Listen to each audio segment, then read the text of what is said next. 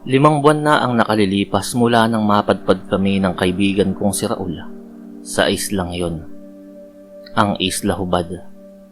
Tahanan yon ng mga babaihang aswang na hindi nasasaplutan ng kahit anong tela sa katawan.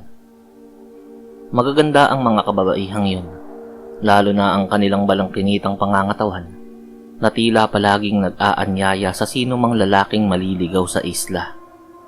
Subalit ang pagkagat sa anyayang yon ay maituturing na isang kamatayan, gaya ng nangyari sa kaibigan kong si Raul. Ipinagkanulo siya ng sarili niyang pagkaganid sa kahubarang nakalantad at nakahain sa amin noon. Nakakalungkot man, ngunit lumabis ang kanyang kamanyakan, kaya dinanas niyang mamatay matapos ang panandaliang kaligayahan sa piling ng mga kababaihang yon. Ako lamang ang nakaligtas. Hindi naniwala ang mga otoridad sa aking mga naranasan. Ayon sa kanila, walang ganoong isla sa lugar na yon. Nagsagawa rin ng malawakang paghahanap sa bangkay ni Raul at sa aming bangkero. Ngunit ang huli lamang ang natagpo ang buhay, nakakapit sa mga palutang-lutang na kawayan at bahagi ng aming nasirang bangka sa gitna ng karagatan. Hindi na natagpuan ang bangkay ni Raul. Ayaw nilang paniwalaan ang kwento ko na ginawang pagkain si Raul ng mga aswang. Sa halip, idineklara nilang patay na ang aking kaibigan at posibleng kinain lamang ng mga pating sa dagat. 5 buwan na ang lumipas, ngunit 2 bagay pa rin ang tumatakbo sa utak ko. Una ay ang karimari-marim na kamatayang sinapit ni Raul. Hindi ko naman siya masisisi. Kahit sinong lalaki ay mahuhumaling, lalo na kung palay na ang lumalapit sa manok. Ngunit sa kasong ito, palay na ang tumutuka sa manok. Sadyang hindi ako tinabla ng pagnanasang pilit isinisindi ng mga hubad na kababaihan. Siguro ay dahil sa mataas na respeto ko sa mga babae. Palagi kong iniisip ang nanay ko kapag nalalagay ako sa ganoong sitwasyon.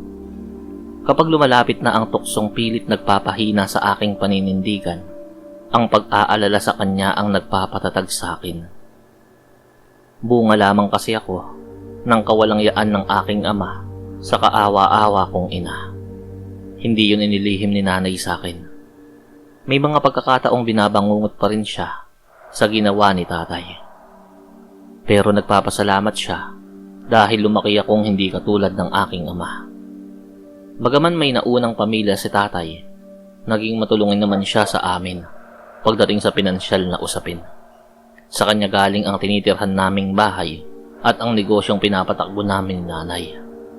Mabuti si tatay bilang ama, pero hindi mabubura ng kanyang kabutihan ang kawalangyaang ginawa niya sa aking ina. Kailanman ay hindi ko gagayahin ang bahaging yun ng kanyang pagkatao. Ang pangalawang bagay na gumugulo sa akin ay ang babaeng aswang na sa pakiwari ko ay pinuno ng islang yon. Bagaman nalampasan ko ang kanilang pagsubok, alam kong nasa kanila ang pagkakataon na gawin akong biktima noon. Ang higit kong iniisip ay kung bakit ang pinunong yon lamang ang nakapagsasalita habang ang ibang kababaihan ay hindi. Mula nang lisanin ko ang isla, hindi nawala sa isip ko ang eksenang dinampian niya ako ng mabilis ngunit mariing halik sa mga labi bago siya mabilis na tumakbo patungo sa kasukalan. Sa gitna ng aking pagmumuni-muni, bigla na lang akong napamura. Hindi kaya iniibig ko na ang babaeng yon. Pero aswang siya, hindi maaari. Ngunit matapos ang mahabang pag-iisip, nabuo ang aking desisyon. Hahanapin at babalikan ko ang Isla Hubad. Kinaumagahan ay bumiyahe ako patungong Palawan. Inilapag ko ang aking gamit sa tinutuluyang silid at agad naghanda. Kinausap ko ang isang bangkero at inabutan ng 80,000 dahil sa laki ng halaga, mabilis siyang pumayag na ipagamit ang kanyang maliit na bangkang disagwan. Mahigit 1 oras na akong nagsasagwan sa ilalim ng tirik na araw. Ngunit wala pa ring nagpapakita ang isla. Saglit akong huminto upang uminom ng tubig. Nirikisa ko rin ang isang supot sa loob ng aking bag na mahigit 5 beses kong ibinalot sa plastic para hindi mabasa. Ibinalik ko yun at pinatungan ng ilang damit na pambabae na balak kong iregalo sa kanya. Napangiti ako habang kinakapa ang isang matigas na bagay sa bulsa ng aking bag. Handa na ako. Kasabay ng muli kong pagsasagwan ay ang pagkubabaw ng makapal at itim na ulap. Napangiti ako. Binitawan ko ang sagwan at buong higpit na niyakap ang aking bag bago dumapa sa bangka habang nilalamon yun ng isang dambuhalang alon. Gumising ka. Bakit bumalik ka pa rito? Isang pamilyar na boses ang gumising sa akin. Matapos ang sunod-sunod na ubo at pagsuka ng tubig alat, inalalayan ako ng isang hubad na babae. Kahit nahihilo, sumunod ako nang hilahin niya ako patungo sa likod ng malaking bato upang magtago. Kakaibang saya ang naramdaman ko nang makitang siya nga ang babaeng nagligtas sa akin. Bakit ka bumalik? Nakaligtas ka na noon ah. Hindi ka na dapat bumalik dito. Sambit niya, sabay turo sa isang maliit na bangka sa dalampasigan. Umalis ka na, bago ka pa nila matagpuan. Sa halip na sumunod, kinuha ko ang mga damit mula sa bag at iniabot sa kanya. Isuot mo muna to. Sumama ka sa aking umalis sa islang to. Pakiusap ko. Pero hindi ako makakaalis hanggat aswang pa rin ako. Paliwanag niya. Doon niya isinalaysay ang lahat. Lorena ang kanyang pangalan. Tulad ko, napadpad din siya rito kasama ang dating kasintahan. Doon niya nasaksihan ang kataksilan ng kanyang katipan na agad nagpatukso sa mga hubad na aswang. Nang magbagong anyo ang mga babae at tangkaing patayin ng lalaki, inagaw ni Lorena ang itak at siya mismo ang tumaga sa liig ng kasintahan dahil sa galit. Dahil sa kanyang bagsik, ginawa siyang reyna ng mga aswang. Hindi ko alam kung kailan to magwawakas. Magiging pabigat lang ako sa'yo sa labas. Wika niya habang lumuluha. Wala akong pakialam sa sasabihin ng iba. Isasama kita. Ang tamang lugar para sa'yo ay isa tabi ko. Sagot ko nang may katapatan. Nakita ko ang pag-asa sa kanyang mga mata at agad niyang isinuot ang damit na dala ko. Sa unang pagkakataon, nakita ko siyang umiti. Iniibig kita. Muling sambit ng aking puso. Iniibig din kita. Mula nang lisanin mo ang islang to.